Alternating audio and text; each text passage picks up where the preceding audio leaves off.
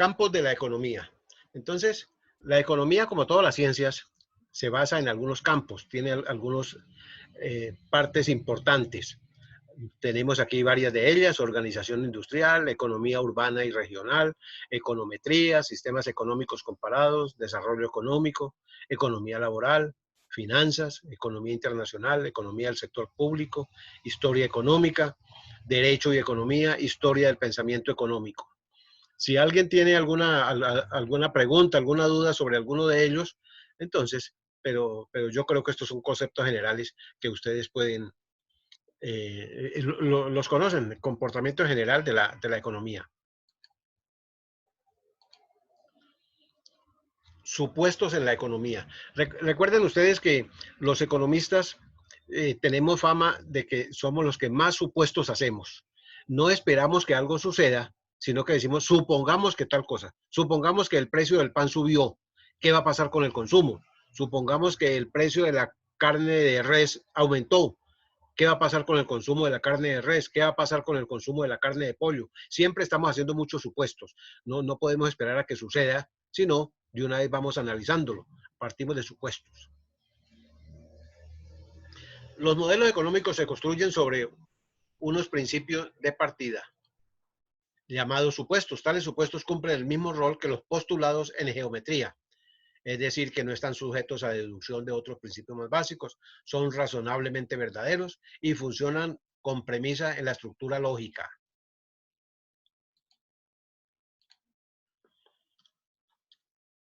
En toda la ciencia se hacen modelos para facilitar el estudio. Son representaciones ideales o simplificadas que ayudan a la comprensión de sistemas reales más complejos. Ustedes se pueden dar cuenta que, por ejemplo, los ingenieros hacen modelos, hacen unos dibujos en un papel especial, papel mantequilla, un papel especial, y esos son los planos para construir un edificio, una casa. Eso es un modelo. O hacen maquetas, que es un modelo del edificio que van a construir. Van a construir un edificio de 50, de 100 pisos y hacen una maqueta. Eso lo hacen en cartón o en una madera muy suavecita, balso, para que lo puedan hacer. Eso es para que se puedan analizar la construcción, cómo va a quedar, a ver si el dueño le va a gustar. Mire que aquí queda aquí queda la cocina, aquí queda el baño, aquí a usted le gusta. Entonces, si es aprobado, entonces lo hacen. Y si no, entonces van a decir, no, que a mí no me gusta que el baño quede aquí, que pásemelo para acá, que la habitación, que muy pequeñita, que haga esto. Entonces ahí se hacen las correcciones. Por eso se hacen modelos. No se espera a que se esté terminado el edificio para decir que hágame un cambio. No, ya eso estuvo. Entonces, por eso se hacen modelos. En los odontólogos, fíjense que los odontólogos tienen un diente grandote, tienen modelos especiales. Los médicos, en todas las ciencias, tienen modelos. Un modelo es una simplificación y una abstracción de la realidad que, a través de supuestos, argumentaciones y conclusiones, explica una determinada proposición o aspecto de un fenómeno más amplio. Algunos elementos que tienen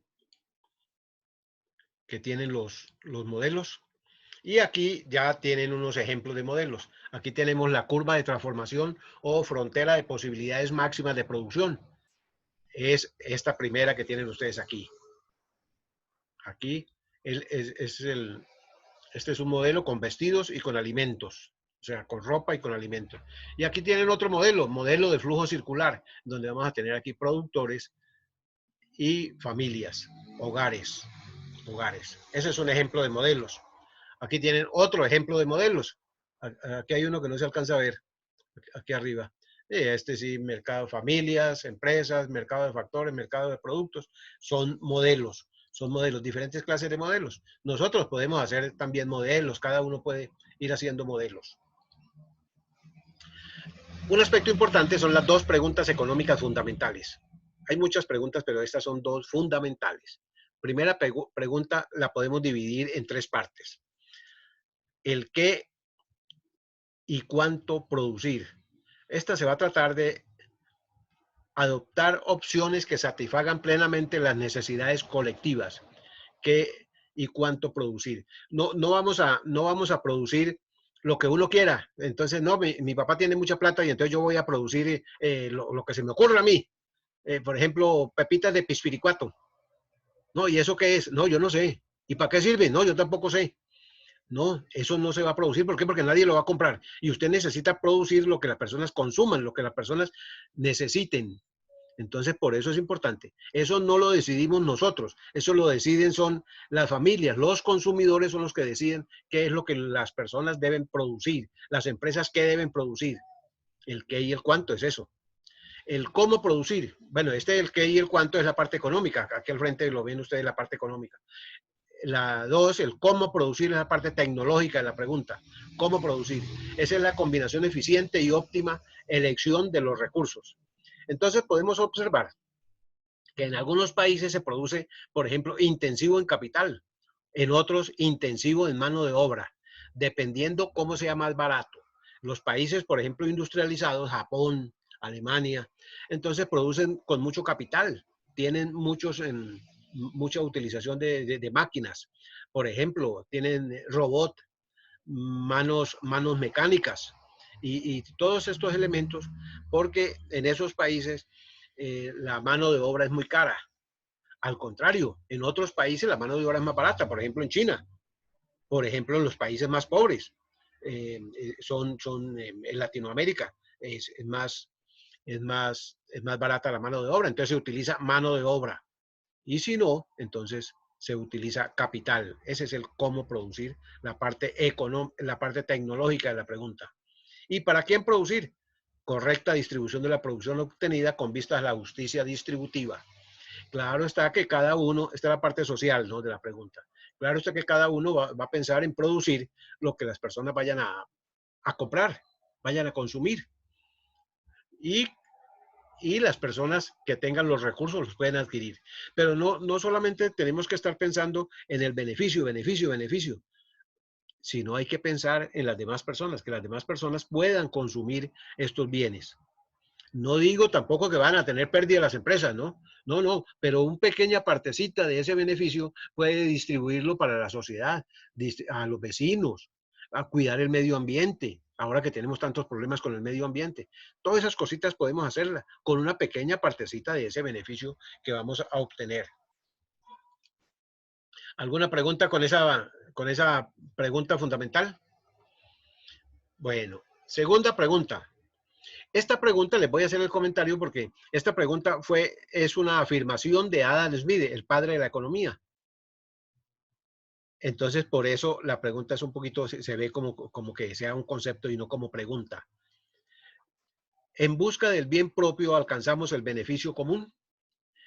Decía Adam Smith que las personas cuando buscan el bien propio, yo me quiero ayudar, yo quiero que me vaya bien. Entonces, ¿qué es lo que hacen? Le ayudan a las demás personas. Por ejemplo, el panadero, ¿qué es lo que hace? El panadero está pensando a decir, oiga, yo no tengo trabajo, voy a buscar por aquí un sitio que por aquí no hay ninguna panadería, entonces yo lo que voy a hacer es voy a poner una panadería por aquí.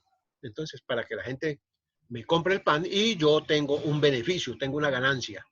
Él no está pensando, oiga, pobrecita la gente por aquí, mire, está aguantando hambre, voy a comprar pan para que la gente... No está pensando en eso, está pensando en su propio beneficio. Recuerden, el egoísmo, el yoísmo, el egoísmo. Primero yo, segundo yo, tercero yo. Algunos hasta el 20avo yo. Pero bueno. Entonces, cuando buscamos porque si nosotros hacemos las cosas bien, entonces vienen a buscarnos otra vez. Pero si no lo hacemos bien, pues entonces no nos vuelven a buscar. Si usted va a la panadería y no le gusta el pan de esa panadería, pues usted no vuelve a comprar pan ahí. O si va a la carnicería y no le gusta la carne que le venden ahí, pues usted no vuelve ahí, va a otra, va a otra.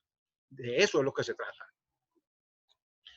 Entonces dice que vale tomar en cuenta la observación hecha hace más de 2 siglos por el economista escocés Adam Smith. En su célebre tratado Riqueza de las Naciones, dice así: jamás he sabido de un gran beneficio a la humanidad que resultara de quienes se dedican a hacer el bien. Solo con el fin de obtener una ganancia es que un hombre estará dispuesto a invertir un capital en la creación de una industria y siempre lo invertirá en aquella que tenga más probabilidades de rendirle mayores ingresos. Generalmente quien así actúa no busca promover el bienestar general. Al dirigir al dirigir su industria de manera que le rinda los mayores beneficios, busca tan solo su propio bienestar, pero resulta, como guiado por una mano invisible, a promover una finalidad que no era parte de su intención, al buscar sus propios intereses. Frecuentemente promueve el bienestar de la sociedad en forma más efectiva que cuando en realidad busca promoverla. Y es que nadie puede enriquecerse honradamente sin enriquecer a la vez a cuantos le rodean. Esa partecita se las dejo para que la revisen unas cuantas veces, porque son conceptos muy importantes. Ahora tenemos relación de la economía con otras ciencias. Lógicamente, todas las ciencias se interrelacionan, se están relacionando unas con otras. Aquí, por ejemplo, tenemos la política, la sociología, historia, geografía, derecho y métodos cuantitativos como ciencia social. Divisiones de la economía: descriptiva, teoría económica y política económica. Criterios para juzgar resultados: eficiencia, equidad, crecimiento y estabilidad. Mire, estos 4 conceptos que son para juzgar los resultados, estamos hablando de macroeconomía, estamos hablando aquí de los políticos. Los políticos, recuerden, los políticos no son los que cobran un sueldo bueno y exigen carros nuevos y blindados y exigen y no hacen nada. No, esos no son los políticos. Los políticos son las personas que le ayudan al pueblo a prosperar. Ese es el pensamiento de los políticos. Por eso, cuando pensamos en los políticos, tenemos que pensar en esta parte. No, recuerden, no los confundan con los que ganan sueldos sin hacer nada y piden carros blindados y sueldos altísimos y todavía piden más sueldo.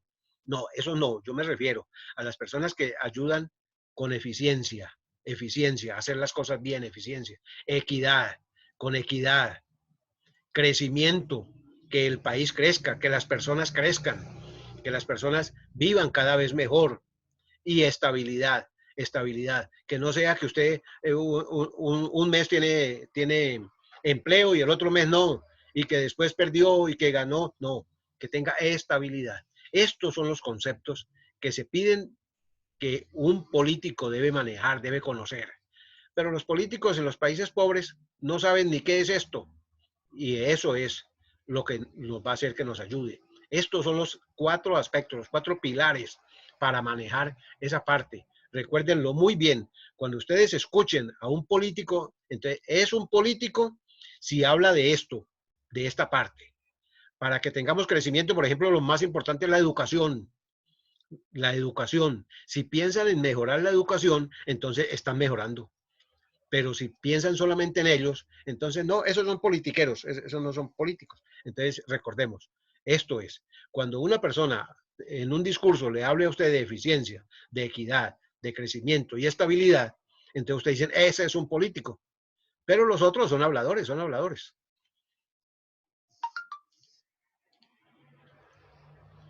Aquí tenemos algunas Profe, una definiciones. consulta. ¿Acaba de empezar en esa filmina o ya llevaba varias? Es que me conecté un toque tarde, entonces, Sí, se como para conectó no un poquito perderla. tarde. No, ya llevamos varias. Ya llevamos varias. Ok. Sí. Pero ahí está grabado, estamos grabando para usted. Microeconomía, macroeconomía y sistemas económicos. Entonces recordemos sencillamente que cuando hablamos de microeconomía estamos pensando en 2 partecitas nomás. Estamos pensando en las familias y las empresas. ¿Cuál es el comportamiento de las familias y las empresas? ¿Cómo se comportan esas familias? ¿Cuándo compran? ¿Por qué compran? Eh, ¿Cuándo compran más? ¿Cuándo compran menos? ¿Por qué les gusta un bien y por qué les gusta otro? O sea, sus gustos y preferencias, las familias. Y por el otro lado, el comportamiento de las empresas. ¿Cuánto debe producir una empresa? ¿Cómo se comporta una empresa? ¿Por qué produce un bien? Esa es. O sea que en microeconomía solamente vamos a analizar 2 partes. Por un lado las familias y por el otro lado las empresas. Al contrario, en macroeconomía entonces lo vamos a pensar todo a nivel global, la sumatoria de todos. La macroeconomía es muy importante. La macroeconomía viene a partir de 1936 con John Maynard Keynes, que fue el que inició con la macroeconomía, el padre de la macroeconomía, que analiza toda la parte global. Entonces, cuando vamos a hablar ahí, entonces vamos a hablar de oferta agregada, demanda agregada, o sea, de toda la población, la tasa de interés, el empleo, el PIB. Esos son aspectos macroeconómicos, porque influyen para toda la región. Y los sistemas económicos sencillamente son los conjuntos de instituciones, mecanismos y procedimientos que dan respuesta a las preguntas qué y cuánto, cómo y para quién debemos producir. O sea, las preguntas fundamentales. Profe, una duda. Sí, cuéntame. En este curso nos vamos a enfocar en macro o en micro, o en No, ambos. micro. Este es solamente micro. Ah, ok, perfecto. Gracias. Microeconomía, o sea, vamos a ver solamente, fíjese, vamos a estar 15 semanas viendo solamente familias y empresas. Familias y empresas. Perfecto. Bueno, y tenemos aquí algunas escuelas, escuela clásica, los clásicos, recuerden Adam Smith, no lo voy a hablar mucho porque ustedes lo van a comentar la otra semana. Adam Smith, Joan Bautista Say, David Ricardo, bueno, Malthus, mercantilistas, al capitalismo, liberal, revolución industrial, bullonismo, individualismo, interés propio, mercados libres, competencia empresarial, laissez-faire, laissez-passer, lucro, máximo satisfacción. Estos son algunos conceptos que ustedes nos los van a mencionar. El laissez-faire, laissez-passer es el que mencionaba Adam Smith, o sea, dejad hacer, dejad pasar. Es la libertad, competencia perfecta. Hay que dejar que el mercado se encargue de crear su propio equilibrio. Están haciéndolo. A eso se refiere. Ahora nos lo van a comentar. Ahora nos lo van a comentar los compañeros que hablan de Adam Smith.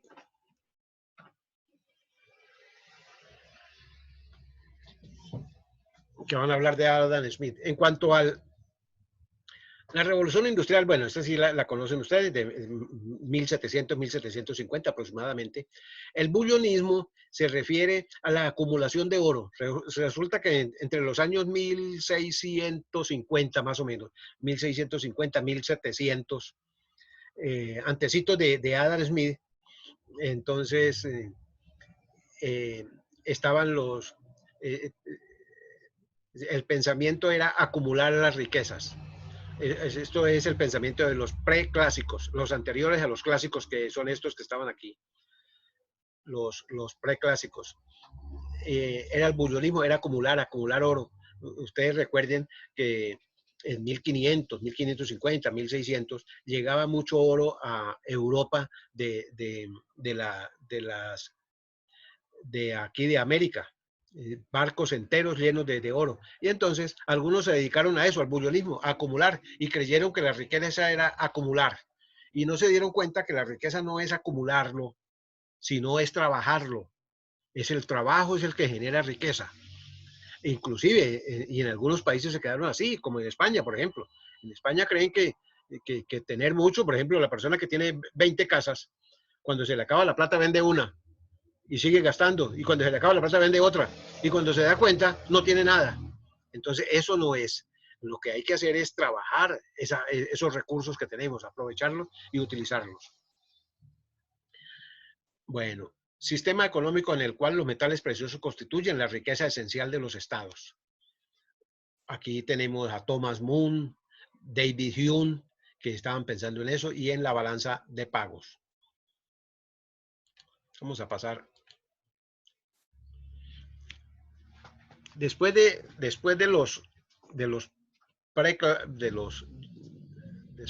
los preclásicos, tenemos un aspecto importante. Bueno, este también es de la misma época, los fisiócratas, que son de la misma época de los mercantilistas, entre 1650 y 1700, 1750, en esa época, aparece los fisiócratas, que son los mismos mercantilistas, pero estos son en Francia, los otros eran ingleses. Entonces, este fue con los fisiócratas seguidores de una doctrina económica que sostenía que la riqueza provenía exclusivamente de la explotación de los recursos naturales propios de cada país y del libre cambio de los productos de los diversos países entre sí. Entonces, aquí es el orden natural. Ellos trabajan mucho con el orden natural, la naturaleza, la agricultura. Lógicamente, recuerden ustedes que estamos hablando de 1600, 1550. En esa época no había industria, no había nada de eso y no todo era la agricultura. Entonces, por eso hay que ubicarnos en dónde estamos, en qué época, de qué época estamos hablando.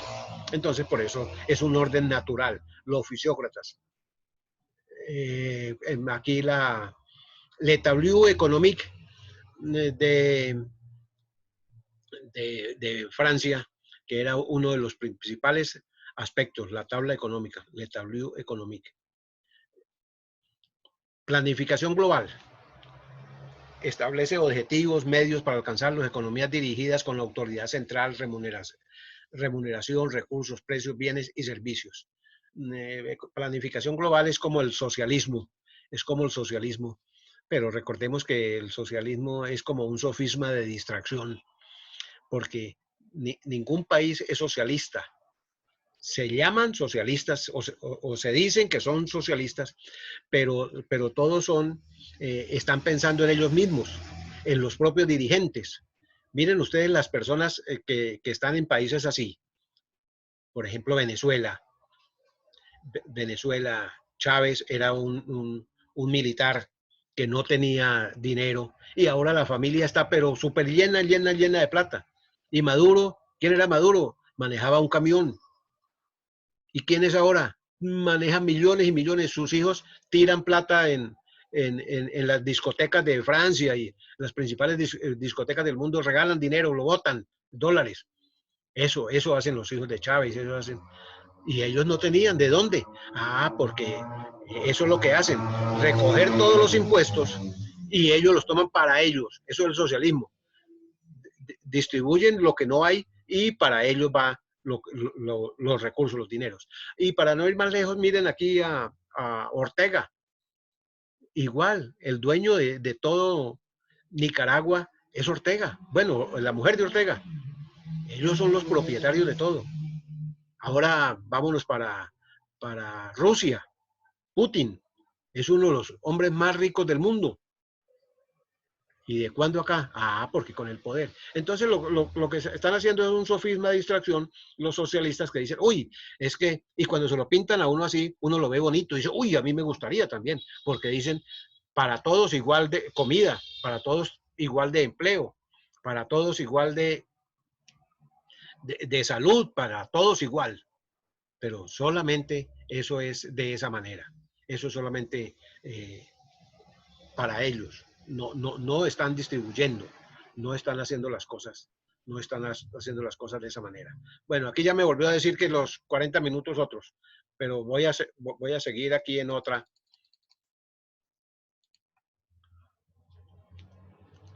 Y entonces vamos a tener sistemas de economía mixta. Esta es una situación como el de Costa Rica, en donde tenemos una parte social y una parte privada. Entonces, por ejemplo, Costa Rica tiene la mayoría de la banca es del gobierno. Los mayores bancos, como el Banco de Costa Rica, el Banco Popular, el Banco Nacional, son bancos del gobierno. Los mayores, o sea, prácticamente en Costa Rica el gobierno maneja la parte bancaria. Y en los sistemas capitalistas, entonces se maneja el libre mercado, la libertad. Los gobiernos no tienen tanta influencia. Bueno. Y que es el resumen de la división de la economía completa. Aquí la pueden ustedes observar. Economía positiva y economía normativa. Economía positiva y economía normativa. La economía positiva se divide en economía descriptiva y teoría económica.